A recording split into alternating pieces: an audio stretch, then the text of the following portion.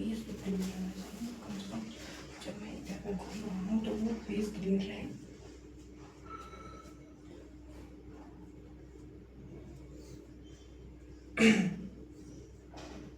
तो आज का टॉपिक ये है कि हमें यह समझना है कि प्रेसिडेंट ऑफ इंडिया के बारे में हमें समझना है कि भारत के राष्ट्रपति के चुनाव में कौन लोग हैं जो पार्टिसिपेट नहीं करते हैं। ये क्वेश्चंस आते रहते हैं। आप चाहे एनडीए का एग्जाम दे रहे हो, चाहे सीडीएस का एग्जाम हो, चाहे एफकेट का एग्जाम हो, चाहे डिफेंस का कोई भी एग्जाम हो, या वो एग्जाम जिसमें पॉलिटी के क्वेश्चंस आते हैं, तो उन सभी एग्जाम्स के लिए ये टॉपिक बहुत ही इम्पोर्टेंट है, बहुत ही इम्पोर्टेंट है।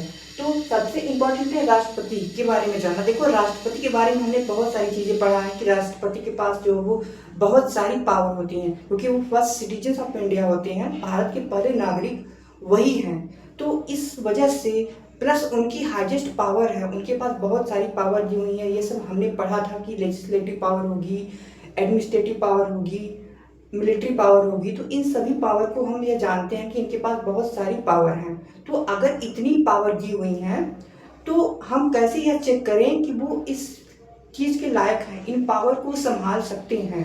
तो सबसे पहले तो ये होगा कि उनको जो इलेक्ट किया जाएगा या सिलेक्ट किया जाएगा, तो राष्ट्रपति साहब को उनके पावर पे ले जाने के लिए इलेक्शन का मीडियम चुना गया। राष्ट्रपति साहब को अगर उनके पावर पे लेके जाना है तो उनको इलेक्शन के माध्यम से ही लेके जाया जाता है।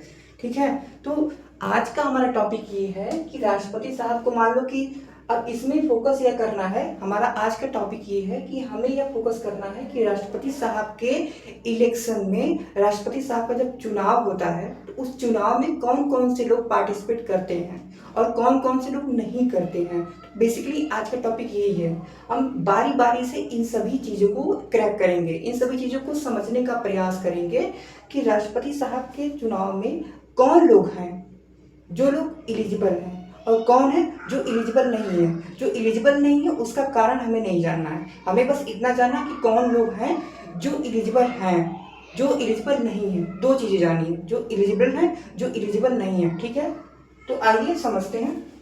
सबसे पहला देखो, सबसे पहले तो यह जानना कि कौन से आर्टिकल में यह दिया हुआ है कि जो राष्ट्रपति साहब हैं उनके इलेक्शन में कौन लोग पार्टिसिपेट करेंगे।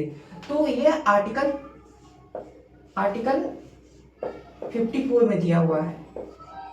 आर्टिकल 54 में दिया हुआ है कि वो लोग जो राष्ट्रपति साहब के चुनाव में पार्टिसिपेट करेंगे। तो सबसे पहले ये है कि जो इलेक्टेड मेंबर हैं लोकसभा और राज्यसभा के, लोकसभा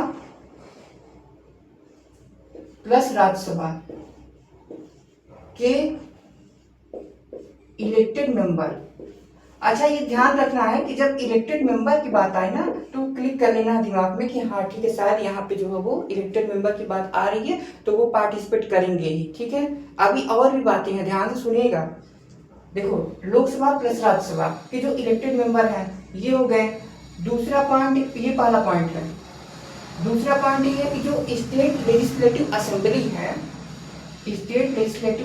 है, वहाँ के जो इलेक्टेड मेंबर हैं जैसे एमएलए हैं वो भी पार्टिसिपेट करेंगे, इलेक्टेड मेंबर भी पार्टिसिपेट करेंगे। इलेक्टेड मेंबर, अब ध्यान में यह रखना है कि जो नॉमिनेटेड मेंबर होते हैं उनका पार्टिसिपेशन, अभी मैंने यहाँ पे कहीं पे भी नहीं लिखा है नॉमिनेटेड मेंबर का पार्टिसिपेशन, तो उसको हम आगे समझते हैं कि उसका क्या है, उसको क्या इसमें शामिल किया गया है कि नहीं किया गया है। ठीक है, तो अब तीसरा वाला हम समझते हैं। तीसरा वाला समझते हैं कि जो दिल्ली एंड पुडुचेरी है वो यूटी है, प्लस उसके पास जो है वो लेजिस्लेटिव असेंबली भी है। ठीक है, तो उनका भी जो है वो, उनके जो इलेक्टेड मेंबर हैं दिल्ली एंड पुडुचेरी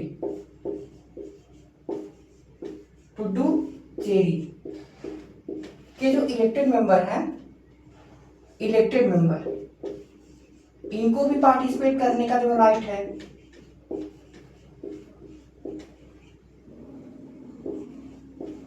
ध्यान रखना है बच्चों, ये सभी ध्यान रखना है कि जो है वो किनको पार्टिसिपेट करने का अधिकार है प्रेसिडेंट साहब के इलेक्शन में। तो जब भी ये क्वेश्चन आए तो सबसे पहले ये ध्यान रखना कि जो भी इलेक्टेड मेंबर होंगे, जो भी इलेक्टेड मेंबर आप मान करो ठीक है ये इलेक्टेड मेंबर में आए हैं तो वो तो होंगे ही होंगे, ठीक है।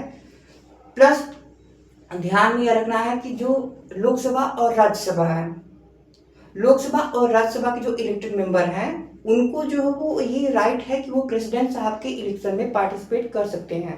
प्लस स्टेट लेजिस्लेटिव असेंबली को भी, स्टेट लेजिस्लेटिव असेंबली में जो इलेक्टेड मेंबर हैं उनको यह राइट है कि वो पार्टिसिपेशन कर सकते हैं, पार्टिसिपेट कर सकते हैं, मतलब करेंगे।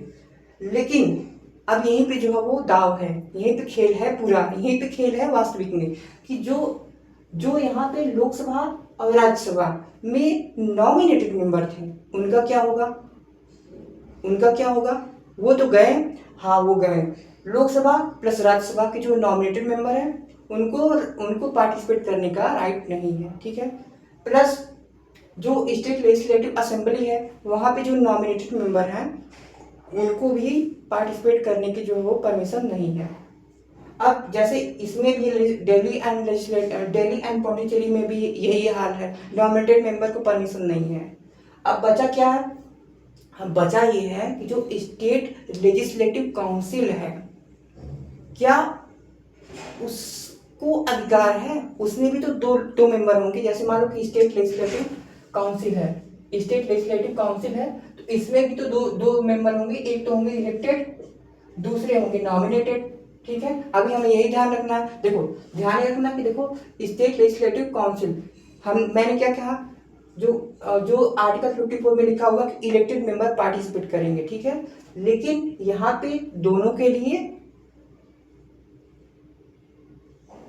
साइलेंट कर दिया गया, यहाँ पे दोनों को साइलेंट कर दिया गया कि देखो तुम्हारा जो है कोई रोल नहीं है, तुम्हारा प्रेसिडेंट साहब के इलेक्शन में कोई रोल नहीं है। रीजन क्या था, रीजन यह था कि सभी स्टेट के पास यह हाउस नहीं है, यह हाउस को अपर हाउस कहते हैं। जैसे सेंटर में लोकसभा और राज्यसभा है उसी तरीके से जो स्टेट होता है उसमें एक अपर हाउस होता है, एक लोअर हाउस होता है। तो जो अपर हाउस होता है उसको स्टेट लेजिस्लेटिव काउंसिल कहते हैं और जो लोअर हाउस होता है उसको स्टेट लेजिस्लेटिव असेंबली कहते हैं। तो जो अपर हाउस है वो सभी स्टेट के पास नहीं है, सभी स्टेट के पास नहीं है। तो अगर इसको पार्टिसिपेट करा दिया गया प्रेसिडेंट साहब के इलेक्शन में तो ये होगा कि सभी स्टेट के साथ सरकार जो है वो भेदभाव कर रही है, इक्वालिटी का जो है वो जो फार्मूला था वो फॉलो नहीं कर रही है, तो इस वजह से इनको हटा दिया गया। अब देखो क्वेश्चन आया था कि who among the following do not participate in the election of the president. तो ध्यान से समझना है कि कौन से लोग हैं जो लोग प्रेसिडेंट साहब के इलेक्शन में पार्टिसिपेट नहीं करेंगे। तो सबसे पहला था ऑप्शन में elected member of Lok Sabha and Rajya Sabha. तो ये क्या है, ये तो जो है वो ये हमारा ऑप्शन सही नहीं है, ठीक है। ये तो करेंगे ही करेंगे, ये भी करेंगे। Elected member of state legislative assembly, elected member of legislative assembly of Delhi and Pondicherry, ये भी हमारा ऑप्शन नहीं है। नॉमिनेटेड मेंबर ऑफ राज्यसभा, देखो जैसे नॉमिनेटेड मेंबर आया या जैसे ही आता है तुरंत दिमाग में क्लिक करना चाहिए कि नॉमिनेटेड मेंबर का बात आई नहीं है।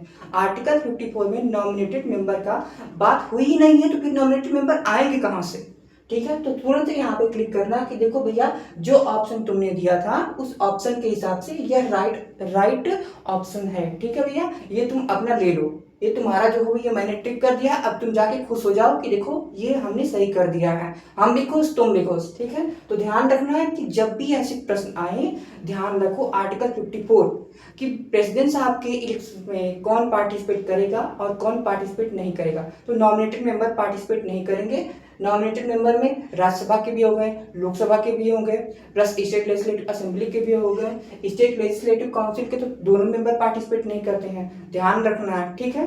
तो आज की क्लास में बेसिकली बस इतना ही, फिर मिलते हैं आपसे नए वीडियो के साथ, नई क्लास के साथ, तब तक के लिए दीजिए इजाजत, धन्यवाद।